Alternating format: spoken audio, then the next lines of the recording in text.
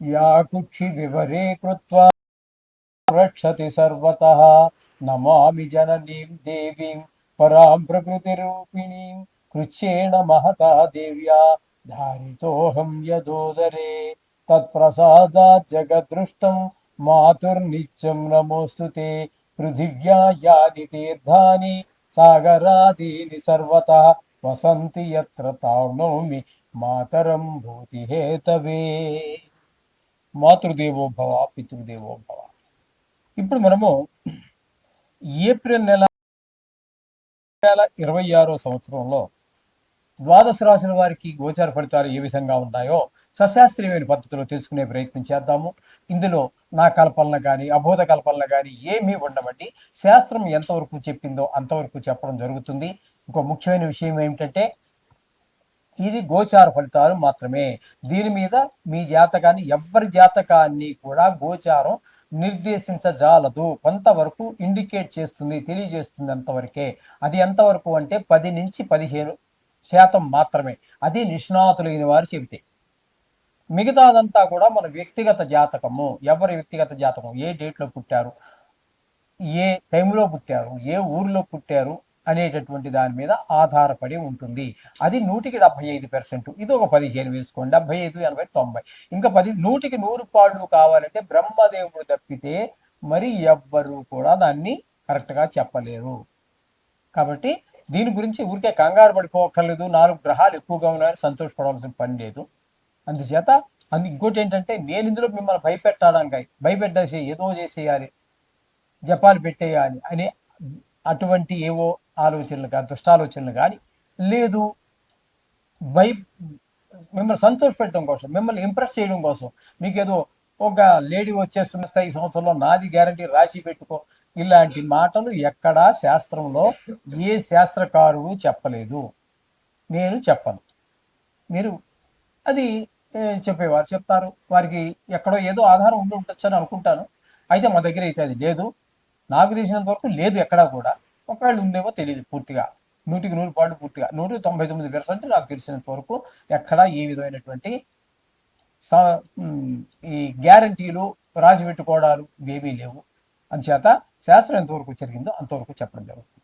ధను రాశి వారికి ఏప్రిల్ నెల 2026 సంవత్సరంలో గోచార ఫలితాలు ఏ విధంగా ఉన్నాయో సశాస్త్రీయమైన పద్ధతిలో మనం తెలుసుకునేటువంటి ప్రయత్నం చేద్దాము. ఈ ధనురాశి వారికి చతుర్థ స్థానంలో శని, తృతీయ స్థానంలో రాహుగ్రహము నెలంతా, బుధుడు 9వ తారీఖు వరకు, కుజుడు 1-2 రోజుల పాటు సంచారం చేస్తున్నారు 3వ స్థానంలో. 3వ స్థానంలో రాహు నెలంతా ఉన్నాడు కాబట్టి చాలా చక్కటి ఫలితాలు ఇస్తాడు. ఏంటంటే అవి మనం ఏ పని చేసినప్పటికీ ఇంట్లో సోదరులు, చుట్టుపక్కల వాళ్ళు, మనకంటే పై ఆఫీసర్లు, మనకంటే మన సేవకులు, వీళ్ళందరూ ఒక సాహస కృత్యం చేసినా కూడా అందరూ సపోర్ట్ చేస్తూ ఉంటారు. ఈ విధమైనటువంటి సహాయ సహకారాలు బాగా ఉంటాయి రాహుగ్రహ సంచారం వల్ల. అలాగే బుధుడు 9 రోజుల పాటు ఉంటారు. ఆయన ప్రతికూలమైన ఫలితాలు ఇస్తారు. ఇప్పుడు మనం ఏవైతే చెప్పుకున్నామో వాటికి భిన్నమైనటువంటి ఫలితాలు ఇస్తారు. కుజుడు 2 రోజులు ఉన్నాడు. ఆ 2 రోజులు కూడా ఆయన చక్కటి ఫలితాలు ఇస్తాడు. తదనంతరం కుజుడు సంక్రమణం చెంది మీకు చతుర్థ స్థానంలోకి వెళ్తున్నాడు. అక్కడ మంచి ఫలితాలు ఉండవు. అలాగే బుధుడు మిగతా నెలంతా కూడా అక్కడ మీకు ధనురాశి వారికి చతుర్థ స్థానంలో అవుతుంది. చతుర్థ స్థానంలో కుజుడు అనుకూలమైనటువంటి ఫలితాలు ఇవ్వజాలడు. అలాగే రవి 4వ స్థానంలో, ఆయన కూడా అనుకూలమైన ఫలితాలు ఇవ్వరు. ఇక శని భగవానుడు కనుక మనం తీసుకున్నట్టయితే నెలంతా కూడా అక్కడే ఉంటారు. దీన్ని అర్ధాష్టమ శని అంటారు. మిగతా గ్రహాల కంటే కూడా ఎక్కువ బాధించేటటువంటి అవకాశం ఉంది. ఇక్కడ 4 గ్రహాల యొక్క సంచారంలో శని భగవానుడు నెలంతా ఇబ్బంది పెడతాడు. రవి 14వ తారీఖు వరకు ఇబ్బంది పెడతాడు. అలాగే తదుపరి ఆయన మేషంలో సంచారం చేసి అక్కడ 15 రోజులు ఉంటే అక్కడ కూడా మీకు ఇబ్బంది పెడతాడు రవి. అంటే నెలంతా పూర్తిగా శని భగవానుడు, రవి ఇబ్బంది పెడుతున్నారు. కుజుడు 4వ స్థానంలో ఉన్నారు కాబట్టి ఆయన కూడా నెలంతా 1-2 రోజులు తీసేస్తే మిగతా నెలంతా ఆయన ఇబ్బంది పెడుతూ ఉన్నారు. బుధుడు మాత్రం అక్కడ మీకు ఒక 21 రోజుల మాట సంచారం చేస్తున్నారు. ఆయన మాత్రం కాస్త అనుకూలుడు. మిగతా గ్రహాలన్నీ కూడా ఇబ్బంది పెడుతూ ఉన్నాయి. ఇకపోతే శుక్రుడు 5, 6 స్థానాల్లో సంచారం చేస్తున్నాడు. 5వ స్థానంలో కనుక తీసుకున్నట్టయితే 19వ తారీఖు వరకు ఉంటాడండి. ఆ 5వ స్థానంలో ఉన్నప్పుడు శుభప్రదమైన ఫలితాలు అంటే సంతానపరమైన వృత్తి వాళ్ళ యొక్క ఆ, చదువు విద్య విషయంలోను మిగతా విషయాల్లో ఆ క్రీడల విషయాల్లో వాటిలో సహకరిస్తాడు. తదుపరి ఆయన శుక్రుడు సంక్రమణం చెంది 6వ స్థానంలోకి వెళ్తున్నారు. 6వ స్థానంలో గోచార రీత్యా శుక్రుడు అనుకూలమైన ఫలితాలు ఇవ్వడు. చిన్నపాటి అనారోగ్యాలు, అప్పులు చేయవలసి రావటం, లేకపోతే అప్పులు చేసి ఉంటే వాడిని తీర్చలేకపోవటం, ఇట్లాంటి ఇబ్బందులు కలగజేసే అవకాశం ఉంటుంది 6వ స్థానంలో శుక్రగ్రహ సంచారం. ఇకపోతే 7వ స్థానంలో గురు సంచారం జరుగుతోంది. ఇది చాలా అనుకూలమైనటువంటి ఫలితం.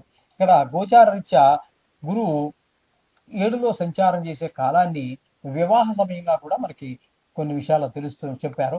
కాబట్టి వివాహం కానిటువంటి వారికి వివాహం కుదరటం కానీ అవటం కానీ జరిగే అవకాశం ఉంటుంది. ఒకవేళ వివాహం అయిపోయి ఉన్నట్టయితే భార్యాభర్తల మధ్యన అన్యోన్యత బాగా పెరుగుతుంది. అలాగే జాయింట్ వ్యాపారస్తుల మధ్యన కూడా ఏకాభిప్రాయం ఏర్పడుతుంది. ఎప్పుడైతే ఒక విషయంలో ఏకాభిప్రాయం ఏర్పడిందో వారు ముందుకి అంటే వ్యాపారం అయితే వ్యాపారం, ఉద్యోగం అయితే ఉద్యోగం, వాటిలో వాళ్ళు ముందుకు వెళ్ళటానికి చాలా మంచి పరిణామం, ముందుకు వెళ్ళగలుగుతారు. భిన్నాభిప్రాయం ఉంటే ఎప్పుడైనా వెనకే పడతాం. అంచేత సప్తమంలో గురువు ఉండడం అనేది చాలా మంచిది, ముఖ్యంగా పెళ్లి కానిటువంటి వారికి, పెళ్లి అయిన వారికి కూడా. ఇకపోతే భాగ్యస్థానంలో కేతుగ్రహ సంచారం జరుగుతుంది. భాగ్యస్థానం తండ్రి గారి ఆరోగ్య విషయంలోను, దాన ధర్మాల విషయంలోను, గుళ్ళు గోపురాల తిరిగే విషయంలోను కొన్ని అనుకోనటువంటి ఇబ్బందులన్నీ ఏర్పడుతూ ఉంటాయి. తండ్రి గారి విషయంలో కొంచెం ప్రత్యేకమైన శ్రద్ధ తీసుకోవడం అనేది సూచన.